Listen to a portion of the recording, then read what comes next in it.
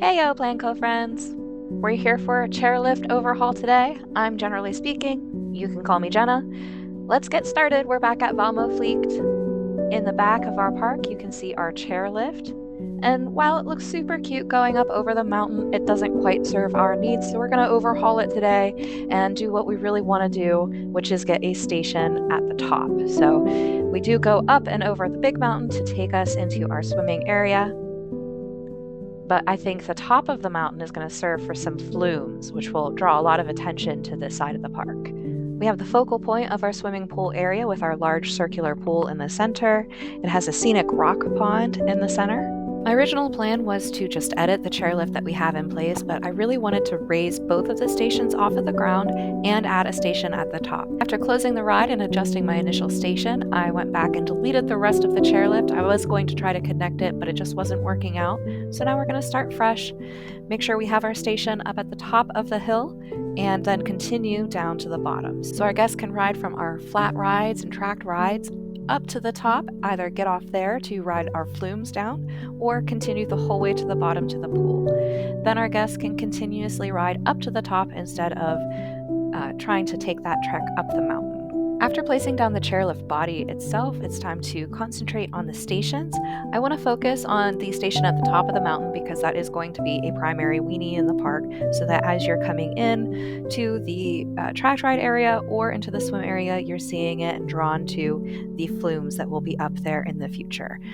I was going to lay the entrance and exit to start, but I always have trouble lining up the scenery whenever I do place those first, so I resisted the urge and just got straight into designing our building first. I'm maintaining the natural elements of the park, so again, I'll be using a lot of wood and stone in this build, so the Viking elements are my go-to in the building process. Whenever I can, I do find the objects that I'm looking for through search. With this Viking stone piece, you are able to change the colors. I have established colors in the park, so by going to another building and confirming the color code, I will have it available on my palette for easier use whenever I'm building. So I quickly went ahead and grabbed my colors that I needed to make this cohesive with the park. While I was doing that, I also went ahead and adjusted our light settings so we can actually see what we're doing as we're building. I know it's a novel concept, but sometimes it does help to see in the light. So I do appreciate Planet Coaster giving us the ability to change that whenever we want. Because this building is high up on the mountain, I want to keep it a little bit more protected than some of our other fuller glass structures, so I'm using a more full stone base, but making sure that we're using pieces that are open so that we can include some glass windows whenever we get to that portion of the builds. Whenever we're duplicating to the other side, if you're not careful to rotate it the correct way, then your grids won't align whenever you are building the rest of your roof or other structures that are attached to that grid. So when I rotated that piece, I also deconstructed it a little bit so that I could make sure it aligned on the grid the way we wanted it to. We're going to have a plaza at the top of our mountain so that our Planco guests can see everything at the top of that beautiful view. And then if they do decide to take the flumes down, they can take that option or even get back up on the chairlift and ride down. So they don't even necessarily have to be here to use our flumes. Maybe they just want to look at the view, and we're going to also make sure we add some facilities and guest services up here, so it's also just a nice destination in the process. I didn't pre-plan what I was going to do with this roof, so I just started laying down pieces. And the problem with not having a solid idea before you begin building is that you do tend to repeat yourself a lot and undo and redo certain pieces. So if you know what you're trying to make, that generally helps. So here I'm also searching for the corner piece for the roof. Because I've been making a lot of glass structures, I've been doing some domes, and I'm still getting the hang of this roofing piece. So while we're figuring out our roof, a little bit about me as a builder. I'm new to Planet Coaster. I've never played the original Planet Coaster and didn't play Planet Zoo until after beginning the process of playing Planet Coaster 2. I've really enjoyed getting to know the building mechanics and how this game functions with the building options. I love all of the grids and snapping, but also the flexibility that we have to sometimes override that with the advanced moves. I'm more of a Sims builder in my past, so this style of building has been something to catch on to, but at this point I have about 250, maybe a little bit more hours of gameplay in, and I went through the career mode, learning how to place all the items, learning from all of the other YouTube creators who are giving us helpful hints, and like a lot of the advice has said, looking at what other people have built, deconstructing it on my own, trying to figure out how I would recreate it if I wanted to. So with these glass pieces, I do really love using them, even though they are not part of a grid system or aligned to the size of the other pieces. So I spend a lot of my time when I'm using glass placing the objects first and then resizing, trying to see if it fits into the space that I'm creating. Whenever you are sizing up as well, it sizes in both directions. So a lot of the times you have to kind of take a step back and see where you are scaling to so that you can get it adjusted at the end. I don't like overlapping my builds as much as possible as well. I want things to look nice and clean with the edges aligned, but sometimes with the scaling and things being fiddly, it's difficult. So with this piece, I just tried to align it between both sides of the roof so there was an equal amount of glass sticking out on both ends. We're going to form a border around the glass roof, so I know we can cover up the pieces that are sticking out. So with the column lintel from the mythology set, and sizing it up just the littlest bit, we have the perfect piece to use at the edge of our roof for our glass ceiling.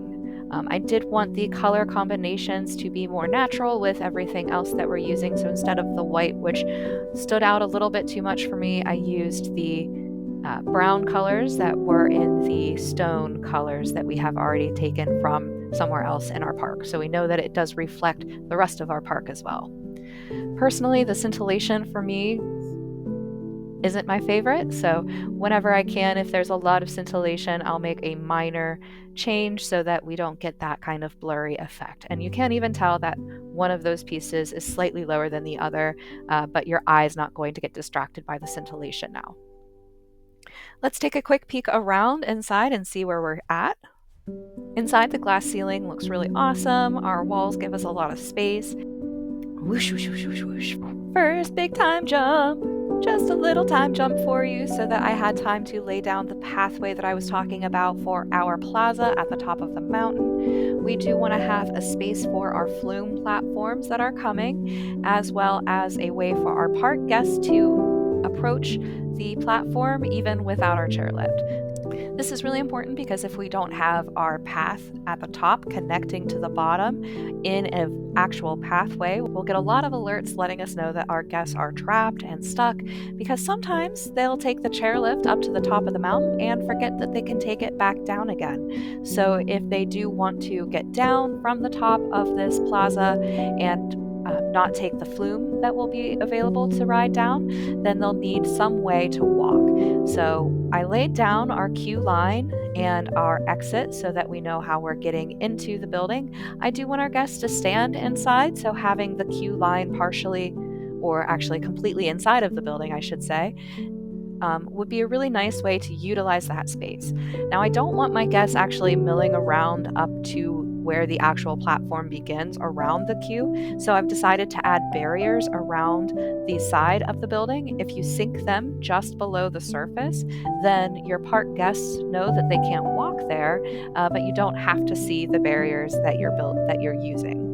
So I want to make sure that they can come into and leave the exit of the chairlift. So I'm just going to add barriers on either side here that will attach to the plaza so that hopefully our guests will be able to exit freely without bumping into anything or getting trapped. So we'll have to pay attention to that when we do open our park. But for now, I think that's good for a barrier. What I want to do next is add my windows, so I'll use the glass piece that has the outer edge colored and change that to black so that it aligns with the aesthetic that I'm going for with all of my black fencings and things like that for our structures. So I shrank the glass piece down to 50% because I like the way that it appears as a panel in this size. Looking at it, it looks about 3 will fit in the space, so I sized it up a little bit to make sure that it fits inside the structure. Now I'll go ahead and duplicate that until we have a full window. This process is a little tedious, and sometimes I do wish that the pieces would fit inside the structured pieces a little bit better, but with a little bit of time and patience, we can always make it work. Whenever I snap or whenever I move this window, I do want to use the snap distance so that it's perfectly aligned within the piece, and with the 4-meter movement snap, I'll know that it will align exactly how I want it. I'm going to use some of the glass panes to create kind of a faux barrier between the entrance and this exit so that it doesn't feel like a huge gaping hole while only part of that space is used. So I'm going to play around with some of the metal structures to find the right fit for the pieces. I choose the lattice support truss, color it black, and use it in all of my build for the windows and the doors. So having something to frame the windows and doors can just help make it look a little bit more finished. I'm trying to do my best learning from other YouTube masters like Leaf, Geekism, Nerdchacho, and others on how to add a nice amount of detail and clutter to the park. That's something that does take a lot of time, and I'm not striving for as much realism so much as making something that I find cute, not necessarily something that is completely real like some of the other creators might tend to prefer. I do want to add maybe a sign at some point to the front, but I'm not the best at building signs, so I've been procrastinating that part of park building. What we have done at our entrance and what we're going to do here is add these smaller lampposts with the orange lighting to the front of our building so that it's kind of like a marquee and it's nice in the nighttime, because one of the things we're trying to do with this park is make sure that everything looks good in the daytime and in the evening. So once I place these lights, we're going to check out how it looks in the darkness as well. I'm trying to do my first long form video. So far, I've just done 2 short park tours. So if you really like this content over the park tours, let me know, leave a comment. I think this is a good place to end it for the evening. My park is definitely growing, and I can't wait to see what you think about it. And let me know, do you want to see the building process of the plaza? Do you want to see the plaza tour when it's completed? So like and subscribe if you want to follow along with the construction of my very first park as a New Planet Coaster builder.